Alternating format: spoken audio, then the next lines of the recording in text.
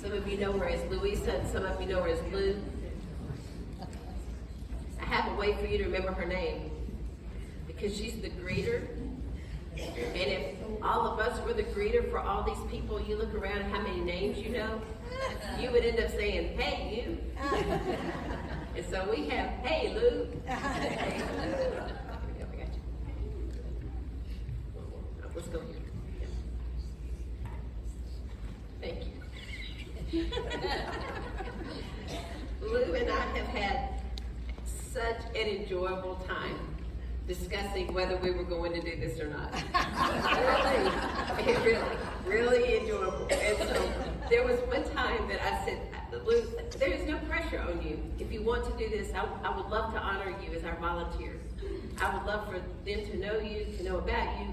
But if you don't want to do this, then that's not an honor." And so she said, "Debbie, I've really prayed about it, and the Lord told me," he said, "Lou, you don't have to do that." I prayed several times. Yes. In the middle of the night I woke up. Bring another mic up here just in case. Here we go. Here we go. Thank you. I get it. Thank you. Is it on? There you go. That's in case you want to say it. Okay. So anyway, as it went on, it was like, okay, then you're not going to do that. And so then some other things happened. We talked or text. She texts me many times during the week, and it's about things that are going on with you, prayer requests, things that she's aware of that come in. And so we are in a lot of communication during the week. I want to start off by introducing her and then telling you how she got here. But Lou is the one, if there is a person that we were going to go on a game show and say, who can name the most people in the room, this would be the person. This is our best shot. And so she doesn't know everybody, but she tries really hard. It is her endeavor, and she does that with great purpose because she wants you to feel comfortable, to feel seen. And so that's Lou's heart. And so if you put me out there, I would probably offend 3/4 of you. Even if I know you, I might not be able to recall your name at the time. It would just be like, "Hello, friend." You know, I mean, it's just a generic thing, you know. And so she has served a great purpose for us. Speaking is not her strength, and remembering names is not mine. And so today, she's going to be here, and she has written out what I can say about her. Okay? And so I am so grateful. And another day may come when she gives me a list of all your pictures and names, and then I'll stand at the door. It will be like that. We just can't do this. So I want you to know that Lou, she helps. She's been given a gift of helps, and she helps in ways that are remarkable. She helps, she serves, she prays, and she cares. And no one is going to supersede that gifting in her. It is remarkable. So where were you born? You want me to say it? She was born in Jackson, Tennessee, at Jackson General Hospital. She weighed 3 pounds. So I'm going to read. Oh, there you go. They like it. Okay, so I'm going to read this now as she wrote it. So I, of course, is her. Okay. I was born in Jackson, Tennessee at the Jackson General Hospital. I weighed 3 pounds. So I am a miracle standing here before you. Yes, I have been here all my life except for I attended college at MTSU. The question was, how many people were in your family? That was a loaded one because I already know the answer. How many people were in your family? How many siblings and how many brothers?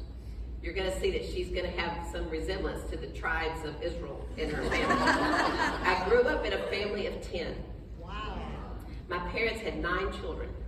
One son, David, died after 3 weeks. I never knew him because he was born before me. I grew up with 7 brothers, 4 older and 3 younger.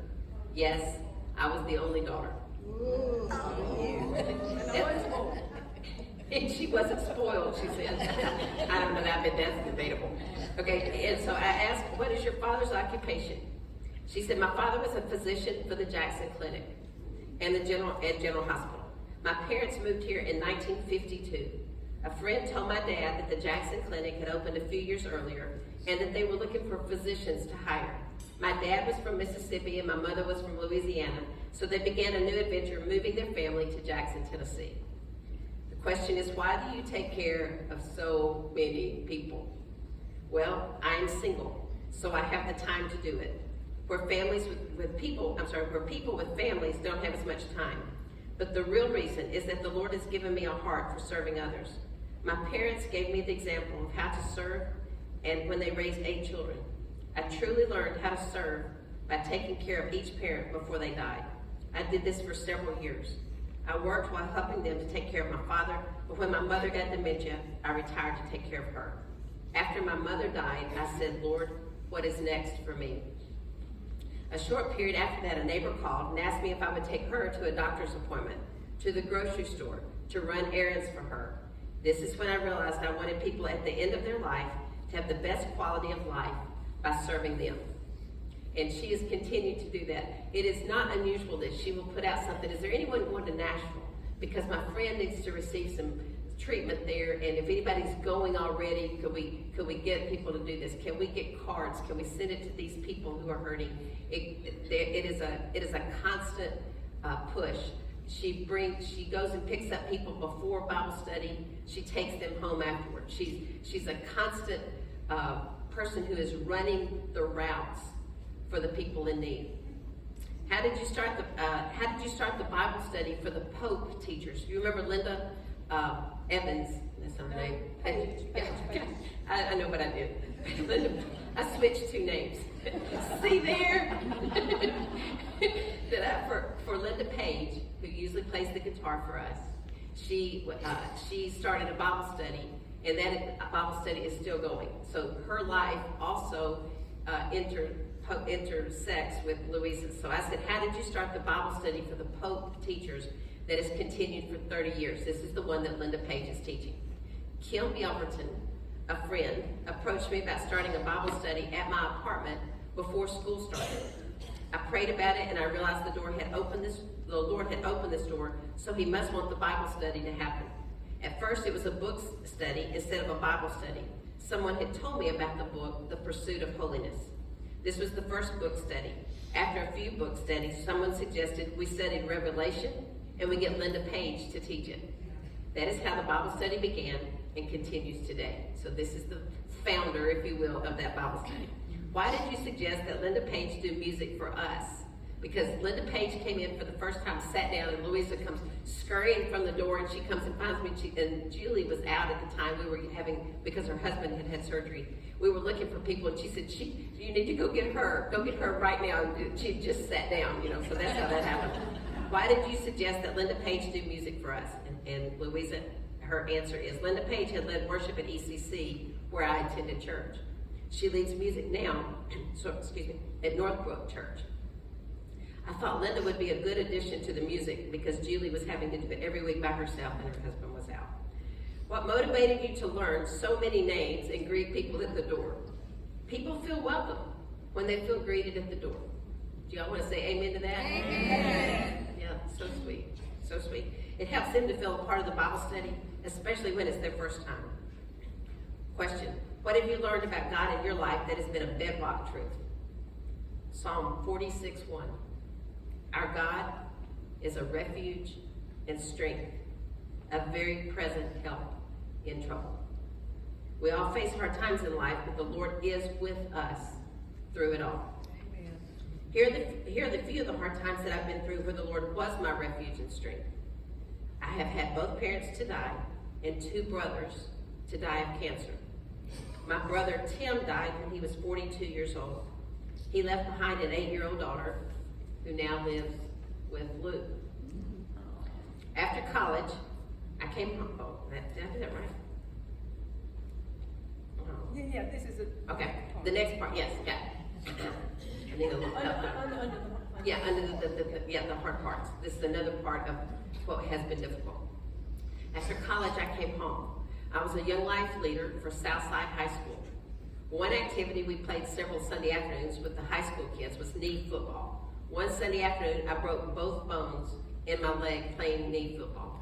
This happened at the beginning of November, and by the next summer, my leg still hadn't healed. So I had surgery. Then I had to heal from the surgery. I had a cast on my leg for 3/4 of a year while working at this time. So she was just saying those are some of the places where she can remember, that bedrock foundation of the Lord is our refuge. He is our strength. So the question is, how did you become a Christian? My junior year of college, there were two people that played a major part in me becoming a Christian. One was a college professor, Linda Patterson, and the other one was a classmate, Rick, who became a friend. Both of these people started sharing truth from the Bible with me. I realized I didn't know a lot about the Bible because I had not studied it. They both were excited about their faith and lived out their faith daily for others to see and be a part of. I realized then that I knew about God, but I did not have a deep personal relationship with Him. The summer after my junior year, I came home. I could see a difference in my two youngest brothers. She tells that they were not getting along so well before then. They were just how brothers do, and all of a sudden they were nice to each other. And it was like, what happened to you? And they realized, okay, they had been attending Young Life clubs during the year. They were getting along better. Young Life had a summer campaigners that I decided to go to. I told my college friend, Rick, about summer campaigners. He wanted to go too. During the summer, my friend gave me a paperback NIV New Testament. I started pouring myself into it. At some point, I told the Lord that I wanted a deeper relationship with Him and asked forgiveness for my sins. Here's the new NIV Testament that He gave me and what He wrote on the inside and then the scripture reference. He wrote, "May God always be a close friend to you." And then He wrote Mark 12:28-34. Of all the commandments, which is the most important? The most important one, answered Jesus, is to love the Lord your God with all your heart, with all your soul, all your mind, and with all your strength. There is no greater commandment than these. The second one is this: love your neighbor as yourself. And you can just see that heartbeat in this. I mean, it's just so fascinating to see these seeds that were sown in her and how it is the heartbeat of her life. My friend wanted me to realize that I needed to live by these commandments daily. I fall short because of sin, but the Lord has forgiven all my sins. So I strive to run the race daily to bring glory to my Lord. It's done. She said it's done, and she's so happy. So I really do want you to know her care for you is exemplary. That she cares so much for you. She tells me when you are going places, when you have doctor's appointments, when you are in need, when you have prayer other than physical need for the moment. And I just want to tell you that we want to walk in that way. And thank you for what you've done. Well, the scriptures it's the talk. Lord, it's not me. It is the Lord. It is the Lord. And just that you have left a way for us that we want to follow in that. And you keep following Christ, and we'll try to keep following you, okay? Thank you. Thank you so much.